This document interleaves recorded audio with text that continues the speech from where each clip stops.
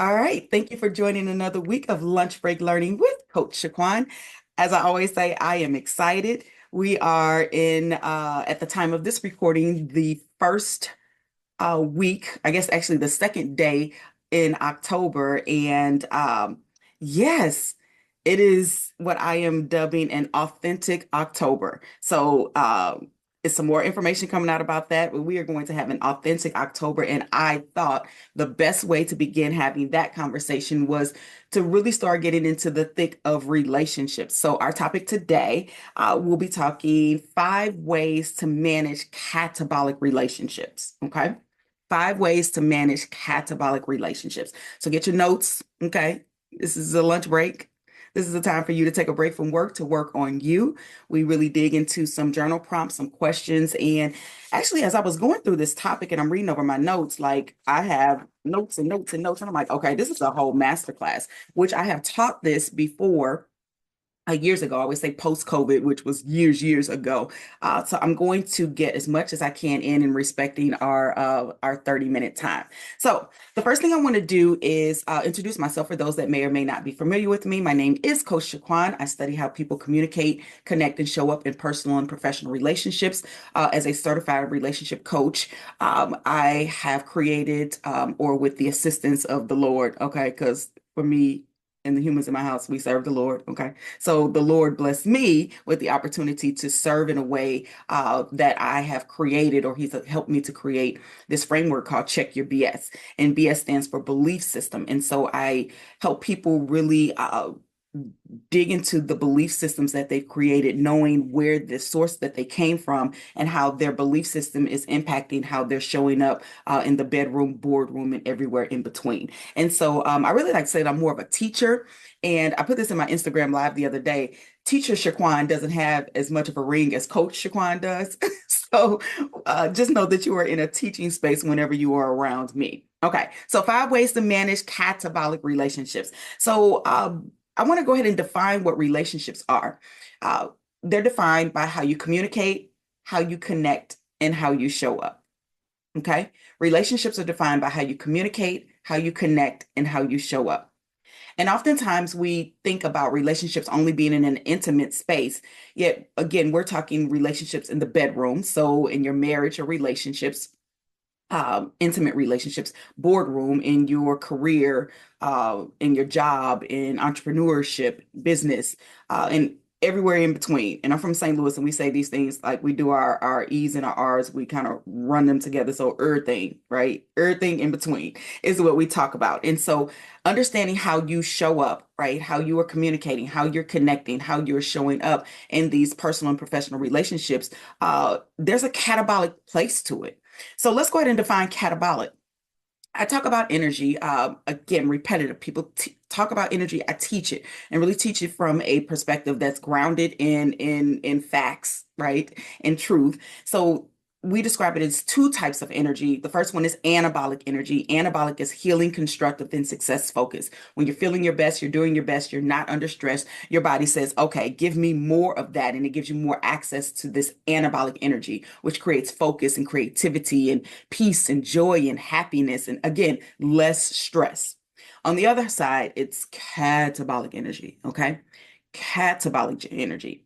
Catabolic energy is draining, destructive, and fear based. And so when our body is under stress, we need something to push through that, to get through it. And so it begins to push through like an adrenaline rush of some sort. In some cases, I should say, because there could be a catabolic space that you could be in, and you definitely aren't in an adrenaline space. So for the most part, it eats away at these healthy cells and begins to cause the headaches, backache, stress, anxiety, worry, overwhelm, fear, overall stress, right? It feels like the weight of the world is on your shoulders. And so oftentimes we get into relationships, right? The way we're communicating, connecting, and showing up with others and ourselves. And it can be very draining, destructive, and fear based. So let's talk about really defining what unhealthy relationships are. It's really this place, and I'm using unhealthy and catabolic interchangeably in this conversation. So the unhealthy or the catabolic relationships become these patterns of behaviors that really undermine your well-being and the well-being of all those that are involved. And so they can exhibit things of lack of respect, lack of trust, poor communication, manipulation in terms of your emotional and your mindset, control, really leading to these feelings of resentment and frustration. And it's just emotional pain when we think about unhealthy relationships or catabolic relationships. And typically, one or both people or all who are involved have this consistent feeling of being undervalued or unheard or pressured to really conform or be what the other person needs to be at the expense of their own joy, peace, and happiness, or at the expense of their own anabolic energy. And so, before we dive into these 5 ways, again, I mentioned this when we first got started. This is a whole masterclass, okay? I am very familiar with having catabolic relationships, again, bedroom, boardroom, everywhere in between, and specifically a catabolic or an unhealthy relationship with myself. Before you all have come to know Coach Shaquan, hey, how y'all doing? There was a time where I was stuck and really feeling like my back was against the wall, not really knowing who I was, knowing that there was something inside of me that I wanted to do different. I wanted to be different. There was a place of comparison. I'm watching other people around me do things and be things that I wanted to be. Yet there was this unhealthy or catabolic relationship that I had with myself, where I would struggle with self-esteem, struggle with self-acceptance, suffer with the overall self-love. Now, at the time of this recording, 2024, the whole self-love thing has taken so many different directions, right? There are different ways to define what self-love is. Self-love looks different to different people. For me, it was really not accepting myself for who I was, right? There was always something wrong with me. There were doubts within me, not feeling good enough, not feeling like that I belonged in certain spaces. Didn't feel like I deserved to be my husband's wife. And through that process of really recognizing what that unhealthy or that catabolic relationship looks like with self, there were inconsistent boundaries, right? There were places where I allowed myself to tolerate unacceptable behavior. And I really speak of this unhealthiness in the workplace.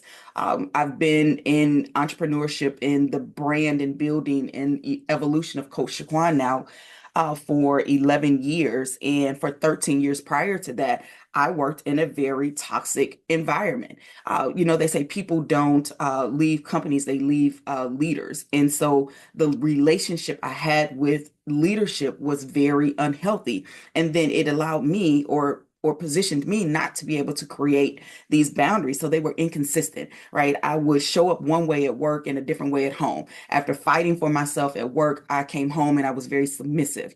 After, fighting for things in my marriage, I went to work and I felt very enclosed and not able to really express myself. And so those inconsistent boundaries are a sign of having an unhealthy relationship or a catabolic relationship with self.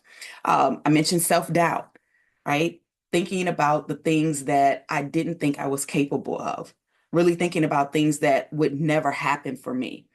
So questioning, needing validation. I did a lot of asking my husband, how does this look? Do I look too big? Should I wear this? What should I do this? What do you think about that? Right? Really seeking the validation of someone else to help me feel better about myself, which that is a sign of an unhealthy relationship or catabolic, draining, destructive, fear-based relationship, how I was communicating, connecting, and showing up with myself. And then the emotional way that I would react, the internal conflicts within the relationships I had with other people really was a reflection of the relationship I had with myself.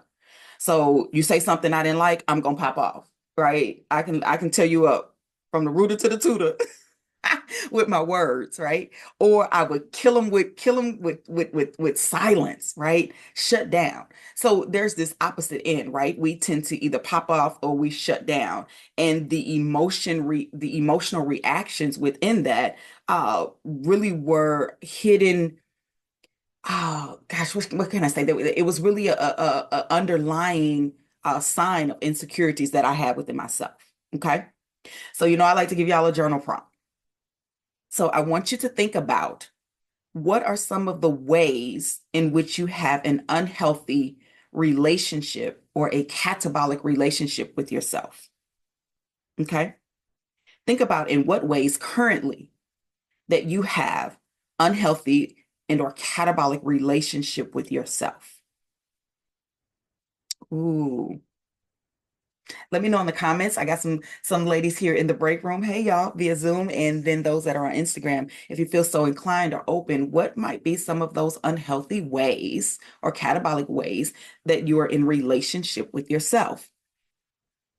And as you're in again writing this down, thinking about it, listening to the replay, we all have some type of insecurity or some type of shit.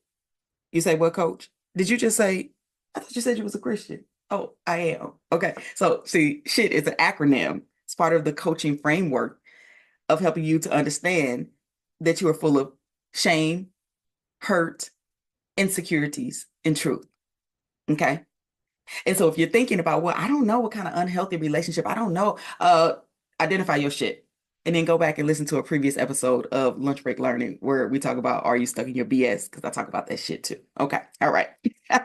So when you're thinking about unhealthy relationships with others, here's some signs to recognize. Am I in a catabolic, draining, destructive, fear-based relationship with other people? Yeah, maybe if there are consistent feelings of discontent, like you are frequently dissatisfied or you feel anxious or you're unhappy, there could be some catabolic energy happening in that relationship. Okay. There's a lack of fulfillment. There's always a desire that you're in a place of needing something from someone. And again, I talk about from the bedroom, boardroom, everywhere in between. And I'm full of truth and transparency. So I remember being in a unhealthy relationship in my marriage and with my husband, because I felt like there was always a place of need. He was not fulfilling this need that I had, that in truth I was not able to identify or fulfill for myself. Okay. It was part of the insecurities that was showing up. Again, the reflection of the relationship you have with yourself will more than likely show up with the unhealthy and catabolic relationship you have with others. So it's time to do a self-check in that space. The other part, again, I talked about boundaries with having that unhealthy relationship with self. When you have difficulties or challenges setting boundaries with other people, you might be in a catabolic relationship with them, right? You struggle to say no. You feel guilty when you aren't able to help or to be their helper, healer, fixer. Okay. Another lunch break learning topic. Are you a helper, healer, fixer? You might be. Go back and listen to that. Really being able, again, feeling overwhelmed or resentful on the other side of that. So difficulty setting boundaries, which, you know what, while we drop it here, boundaries was a topic in lunch break. I'm telling y'all, okay? I have given y'all some of the best topics and things that are helping you to go through this process of self-discovery, self-awareness, and really digging into the core of who you are so that you can be your most authentic self in the bedroom, boardroom, everywhere in between. Go back and listen. Okay. All right. Focus. So difficulty setting those boundaries show up also in that space of having catabolic relationship with others.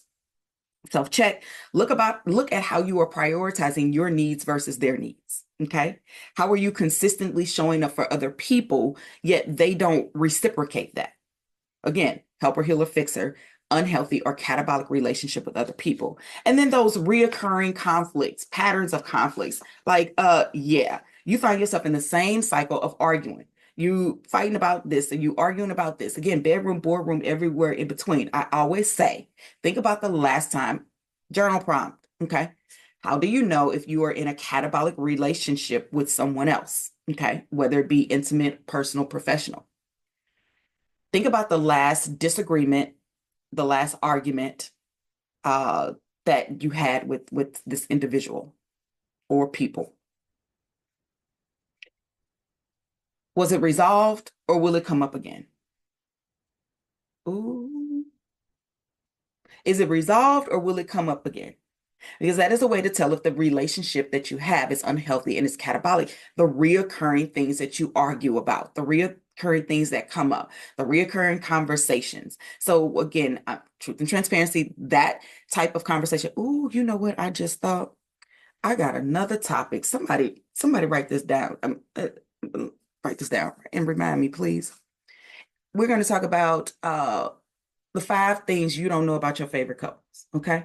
And one of them is about finances. Okay. And so one of the reoccurring conversations that we would have in our marriage, and I'm going, ooh, when I do that, when I'm going to tell it, I'm going to tell it all. Okay. I'm going to tell it. Okay.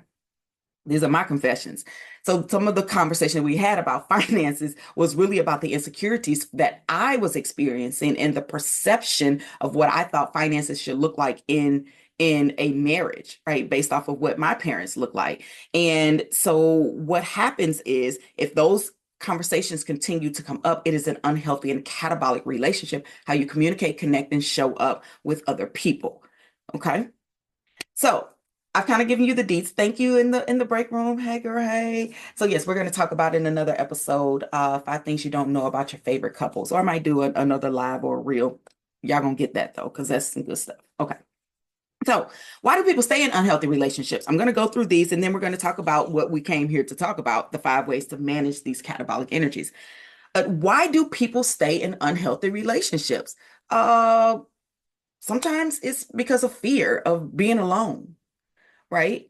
Sometimes it is a BS where your belief system has told you that the experience of abandonment, you don't want to feel that, you don't want to experience that. And so you would rather stay and be catabolic, be draining, destructive, and fear-based than the thought of the unknown or the fear of being alone.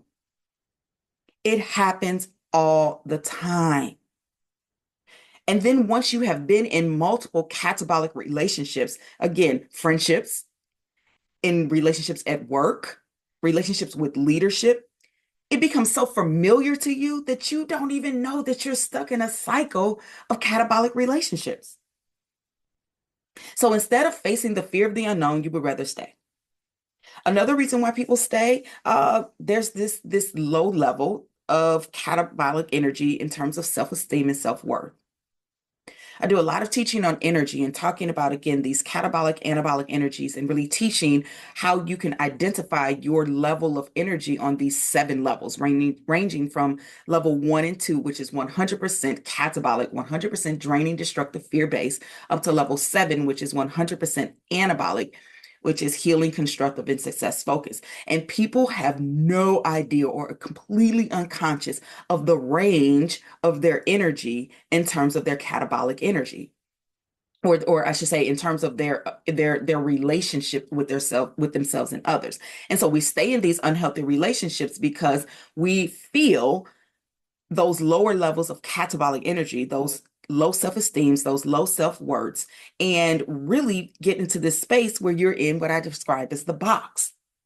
And so again, you're in the box and you can navigate around the box because it becomes a familiar dark place and you think that you're doing the best that you can and you think that you are sacrificing when you're really settling, or you think that you are compromising when you're really coping, or you really think you're dealing with what you have or doing the best you can when you're really dealing with things that don't serve you because of this unrecognizable low energy, this catabolic energy, which takes away your ability to identify, own, and accept and honor your own self-worth. And then the last one in this, why people stay in these catabolic or unhealthy relationships, there's a hope for change. Okay. There is this concept that I can fix this other person, I can fix this situation, or I'm supposed to be, air quote, strong enough to withstand what comes through me. See, we'll take things in terms of scripture and then make it seem as if God is telling us that we're supposed to stay in these unhealthy spaces and that He's either going to fix it without us doing anything, or that this is what we're supposed to do. Right? I'm supposed to handle this. Experience tells me what I grew up knowing.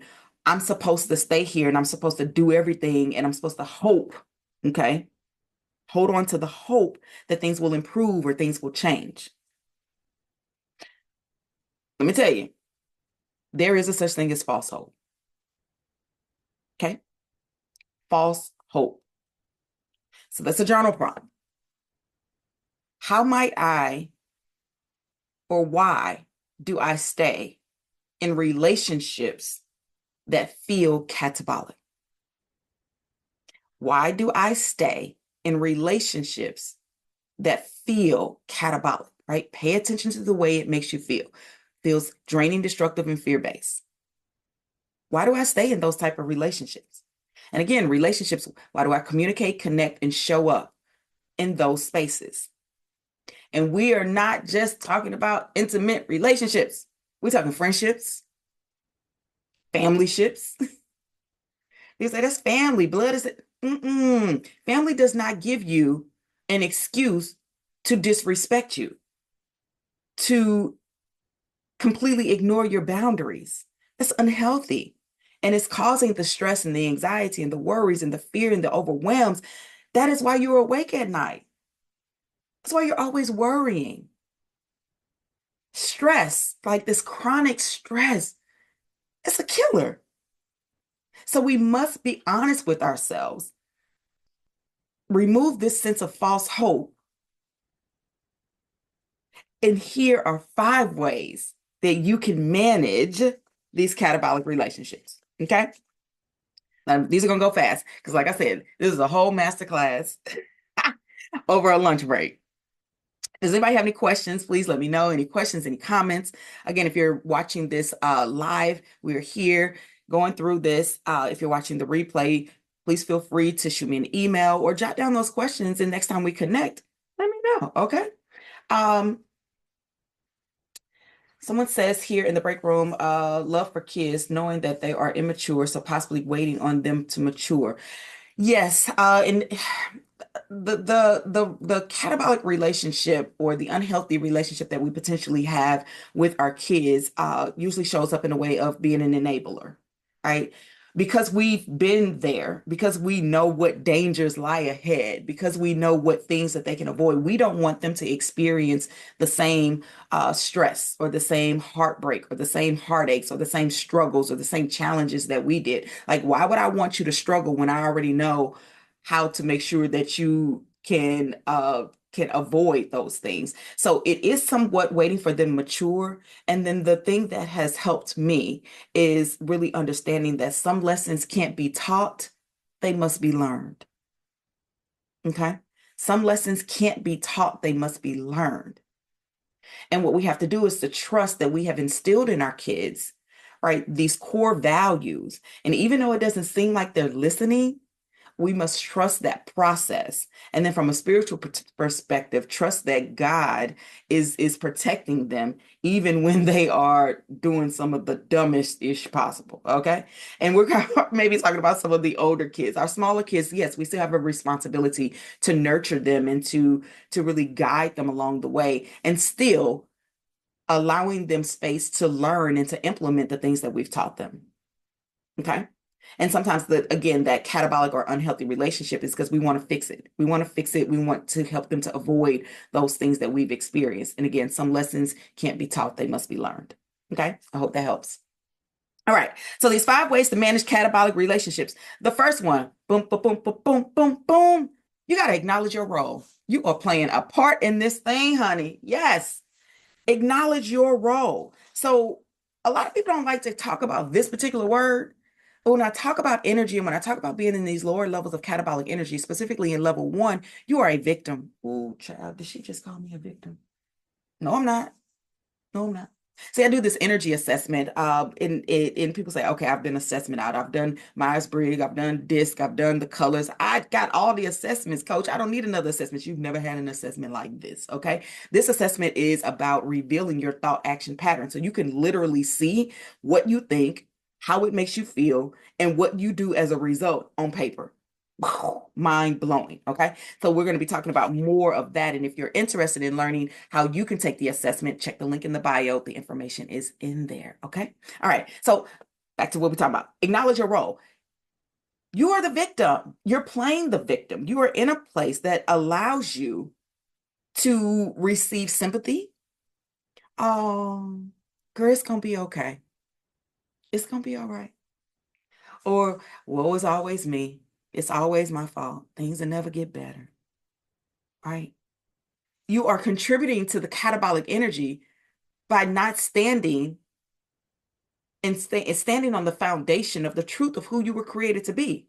The truth of knowing that you deserve more. You were created for more, right? You have more to give outside of this draining, destructive, fear-based box that you've been playing victim in. So you must be accountable is another way to say it. Be accountable and stop remaining a victim to your circumstances. Okay. How often, and think about that, people will remain a victim to their circumstances because, well, we can go back and talk about some of the reasons why people stay in unhealthy relationships. But being a victim and keeping yourself stuck, right? Oh, I just told somebody this the other day, and oh, it was so good. It was so good. Y'all gonna see this in a post, right? You're not stuck, you're stubborn. Oh, say that again. You're not stuck, you are stubborn. And sometimes that feeling of being stubborn, that feeling of being a victim, you don't want to acknowledge that you are contributing to the catabolic energy within the relationship. So you would rather just stay here and then look and blame everything and everyone else around you. You got to acknowledge your role and be accountable for that. The second one is you got to change your perspective. Okay. Part of this process of being in catabolic, right? Draining, destructive, fear-based energy, being in the lower levels, living in the box, being in the dark, being able to navigate that space, change your perspective, which means you must rise above, get out the box, right? To see what other options are made available to you. I'm like literally, as we're recording this, I'm looking out, right? Yes, yes. There are other opportunities, other options for you. And so being able to shift your mindset, or as coaches would say, check your BS, check the belief systems that you've created. You begin to shift your mindset so that you can rise above this catabolic energy and at least, at minimum, see the options and the choices that are made available to you. And when you can see situations differently, right? When you can check the perspectives and check the other things and what could this be? Again, checking your belief system, asking yourself these questions. Is it true versus truth? Again, you got to go back and watch the episode on Are You Stuck in Your BS to really know what I'm talking about, okay? Then you can uncover these opportunities for growth and understanding. And even in the word, as it says, do not lean on your own understanding, it gives you the opportunity for God to speak to you from an intuitive space, as opposed to you being stuck in your inner critic or your ego. Am I doing public service announcements here? I don't know. Ego, inner critic, or no, ego, gremlins, and intuition. That's another lunch break learning. Okay, y'all got to get into all of this. All right. So again, changing the perspective requires you to get out the box, right? Okay. The third one is accept the reality. Accept the reality of what it is. Reality is something that is happening right now. We're in the real thick of it. And so accepting the reality doesn't mean that you accept or agree with any of the unhealthy behavior from yourself or from others. It means that you recognize it is what it is. And that helps to free you from any guilt that you may be experiencing from being in this catabolic relationship, beating yourself up, going back over in your mind, oh, I wish I would have said, I wish I would have done, I should have done this, I should have done that. Accept the reality of it. Accept responsibility for how you got here. Again, frees yourself from the denial that you are where you are, which is in a draining, destructive, fear-based, catabolic relationship. Now, once you accept the reality of where you are, you can then begin to look at the choices made available to you, right? Number one, you can remain a victim. You can stay where you are. Number two, you can change the perspective. And again, as you're in the reality of it, the fourth thing is you can set boundaries and you can two-finger deuce leave if necessary. Yes, you can. Now, pause. I am a coach. I am not a therapist. I am not a counselor. So these are not within the boundaries or the lines of when we begin to talk about domestic violence. I'm very specific on that. That is a whole nother thing that I am not equipped to teach or to serve people in such manner. I can get you to resources. Domestic violence is never, ever, ever, ever, ever, ever, ever acceptable. From man to woman, woman to man, man to man, woman to woman, from them to they, never acceptable. Okay? Okay. So when I say set boundaries and leave if necessary, I am talking about someone who is will and able-bodied individual that can establish clear boundaries, okay? Establish clear boundaries to protect their emotional well-being. You do not have to stay in any relationship that is catabolic, that has caused you pain and suffering. And I'm going to say this, and the saints may or may not like it, marriage included. See, what I've learned is that God does not, God speaks about divorce. He does not approve and he does not like divorce. He still loves people and still accepts and still provides for people who are divorced, right? So we must separate ourselves from the marriage and from the individuals. It's my belief. Y'all can check me on it. We can have healthy discussion around it. But really being able to understand that people stay in, okay, so this is another topic, and I'm gonna stay on course because we're about to run over time. Really staying in relationships is really staying in marriages, right, that are catabolic for false hope because of self-esteem, because you stay for the kids, because you're afraid of what other people will think, right? The fear of judgment, the fear of rejection, those things come into play. That does not soothe your soul. It does not soothe your soul. So setting boundaries, again, if we're not talking about the bedroom, if we're talking about the boardroom, we're talking about being in a career or a job that is causing you discord, causing this catabolic, draining, destructive, fear-based energy, right? Establishing the clear boundaries, protecting your emotional well-being, and being able to confidently say what is and isn't acceptable in your relationships. Here's a journal prompt for this one. What's your list of non-negotiables in relationships? Okay. And you can frame it to yourself. What are my non-negotiables in relationships? And you could do them in the bedroom, you could do it in the boardroom, and you can do them anywhere or everywhere in between. Because if we don't have boundaries, if we don't have limits, then we'll accept anything. And that is how we find ourselves again in these catabolic relationships. Okay. Sometimes the healthiest choice is to really distance yourself from the toxic situations or people. I've been in those situations. I've had friendships where I've had to distance myself from the toxicity that was occurring, despite the longevity. Okay. Despite what type of interaction we had been having, it was too toxic. So there's some other conversation coming up in future lunch break learners where we're going to talk about friendships in our 40s and 50s. So if y'all are out in your 40s and 50s, we're going to give you some heads up. If you are, then you know what I mean, because woo child, it'd be a lot. It'd be a lot to be a little, okay?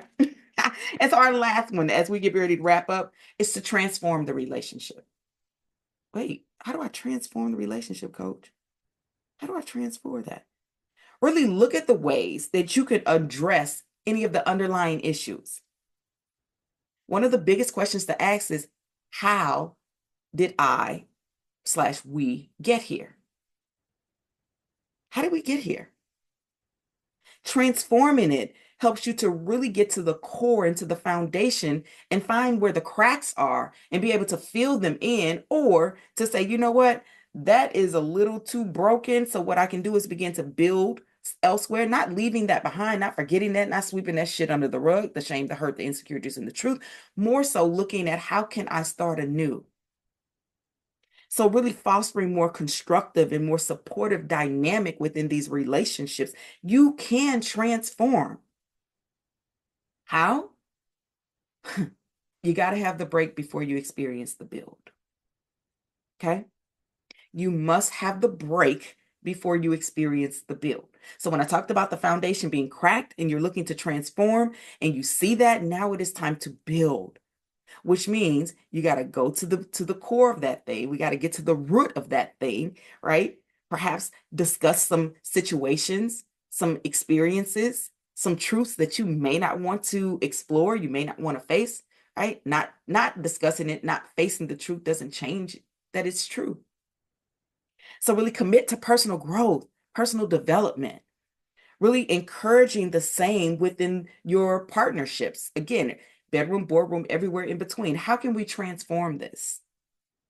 How can we really get to a more healthier, more fulfilling space? How can we really define love the way that it is defined in the word? How can I really find a place to be authentic so that I'm attracting healthy relationships? Because part of it is that we don't know how to be authentic. And so we begin to attract the same type of relationships.